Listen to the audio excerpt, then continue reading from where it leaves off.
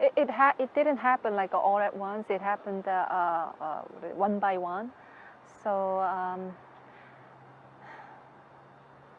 you know, this is the thing. This is something I want to really say. Many people say, "Oh, Hyung Jin Nim is resentful, and Hyung Jin wants to take the power over, and he's doing this because you know his reign is delayed, and you know all that." But really, you know, if Hyung Jin Nim just stay silent and not talking about anything, then you know he just go along with what mother was doing.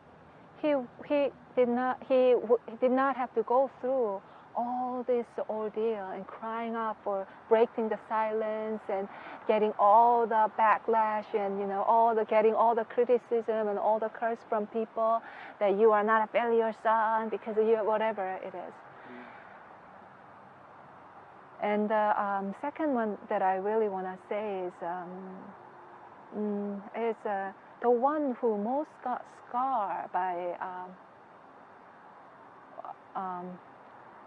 what mother did to them are them, because they are the one who put their entire trust on father and mother. Father and mother. When you say them, who do you mean them? Hyung Jin and Guk Jin Nim. Yeah. They actually put trust on mother too, not only father. Yes, you know, there was a friction between father and mother. There was, you know, not agreement. There was sometimes, you know, such a tense moment, but they could take it. They're adults. They have a husband and wife. I'm sure sometimes I really make my husband mad too. But the thing is,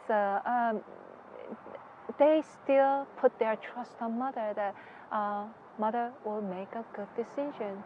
And a couple of times, Hyung Jin Nim told Hyung Jin sees everything so closely. So Hyung Jin Nim mentioned Guk Jin Nim that Guk Jin Hyung, you know what? Maybe we should not put everything under mother's name, because everything was under mother. The Mission Foundation, the big Cheon Bok Church, the mega church in our church in Seoul, and then Changpyeong Foundation. Many things was under mother's name, because Guk Jin Nim at that time he was the head of the Korean Foundation, Business Foundation. So he actually persuaded other people to put things under mother's name, because father, after Denver, he did not put anything under his name, and then he said that is the right way to do, because he has a spiritual authority. So since father will not take any legal position, Guk Jin Nim put all his trust to mother, and then he not only just it's a word or position, he put $50 million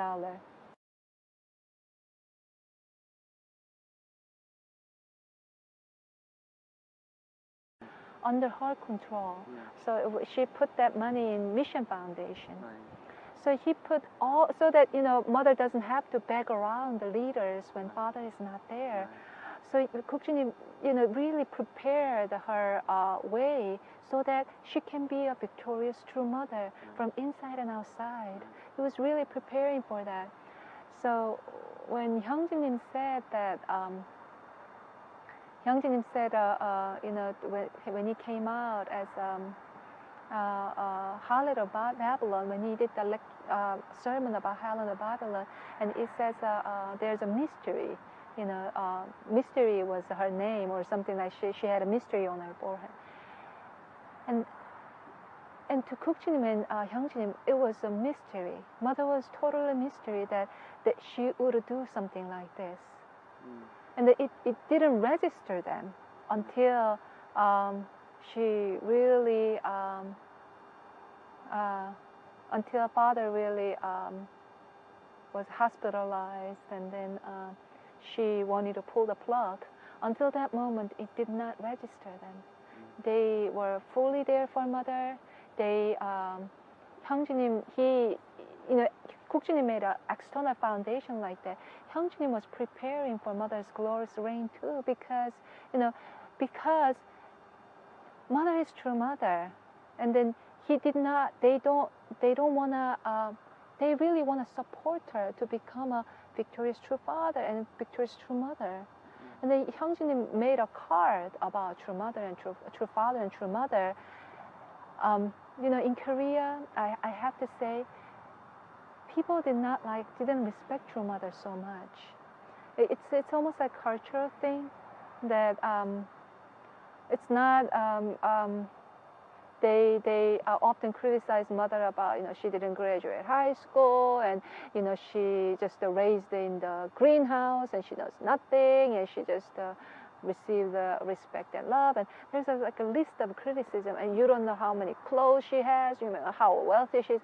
There's a list of criticism. Hyung Jin was well aware of that. So, you know, we were really aware of that thing. So aware of the criticism. So Hyung Jin made even a card, made a prayer for father, made a prayer for mother, so that they can recite. And it was like a little business card size card. And then I often distribute that to members. Whenever I meet members, I hand in that card, and we made it into 3 different languages. And we had a little ceremony, the regular ceremony. We actually asked the members to recite that. And Hyung Jin was really actively supporting mother, even spiritually, like that too. And then I also made a you know, speech. When there's one time I have to deliver a message because Hyung Jin was away, and I talked about mother. Entire speech was about mother, how faithful wife she is. Because we want mother to be victorious. It's not that we don't know about the rumor and criticism and things that not going well with mother, with father, but we know that we want mother to be really victorious, and we believe that that was not mother's true nature, that and that was our really real perspective.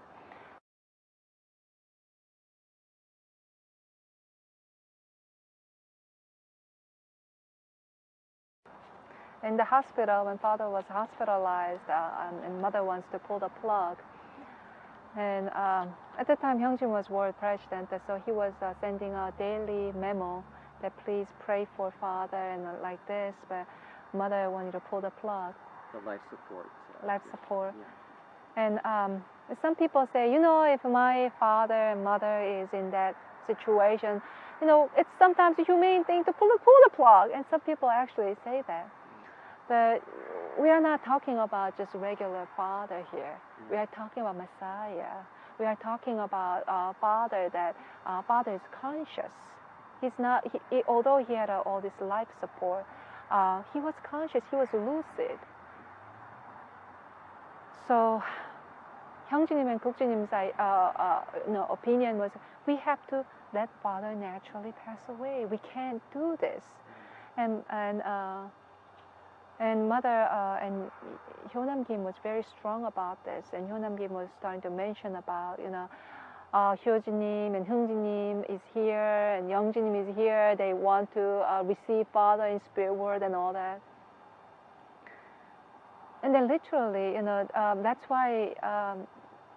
And then Hyung Jin Nim told mother in private that there was a, you know, father is in the 5th floor, and we are like in this 12th floor, 10th floor, and there was a little room that we borrowed so that we can go down to father anytime. So everybody took turn, and they slept upstairs in the hospital room. And then it's a relatively good sized room, and there's a little room, and then there's a living room, and there's a little room. And then Hyung Jin and mother went into that room, and then they were talking about this issue. And then all of a sudden there's a big slapping sound came from the room, and the mother was so upset, and she's starting to, you know, you don't know anything, and something like that. You are still young, or I can't remember what it was, but the big sound came out. And then at that moment we kind of knew that mother kind of hit him. I don't know where she hit him, but it was a visible sound that she hit him, because she didn't like Hyung Jin Nim's strong opinion about, you know, we cannot do this. And then after that, Hyung Jin Nim and Guk Jin Nim asked the elders to come and what they think about, Humo's opinion and pulling the plug, and mother's opinion pulling the plug. Hyung Jin and Guk Jin suggested let's at least do this method, and let's do some kind of acupuncture for father so that we can extend his life, and But mother was like so upset in any suggestion that Hyung Jin and Guk Jin would say. And then father, after he went to Cheongpyeong, his physical body stopped. Yeah.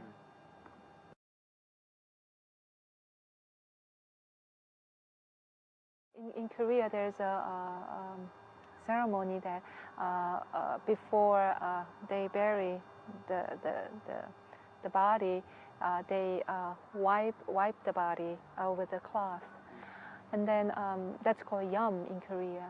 And actually, mother stopped Hyung Jin and Guk Jin to do the yum for father.